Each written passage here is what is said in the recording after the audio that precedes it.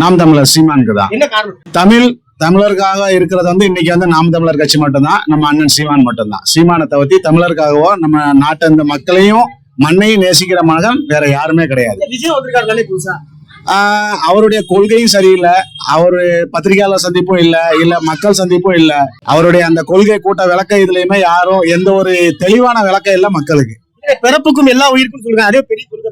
அதற்கு அடுத்தாப்புல இருக்குதுல சிறப்புவா செய்தொழில் வேற்றுமை ஆண் அப்படிங்கிறது.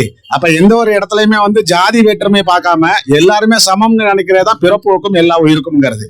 அவருடைய அந்த நகர செயலாளர்கள் மாவட்ட செயலாளர்கள் இதுலயே வந்து நம்ம எஸ்டி மக்களை வந்து புறக்கணிச்சதாகவும் அவங்களுக்கு சரியான உரிமை இல்லாம அவங்க உட்கட்சி பூசல்களே வந்து நிறைய இருக்குது. அதுல அதே சீமான் கிட்டே இருக்குதுல்ல, ஏதாவது ஒரு ப்ரூஃப் காமிங்க, நாங்க அதுக்கு சரியான விளக்கம் கொடுக்குறோம் உங்களுக்கு.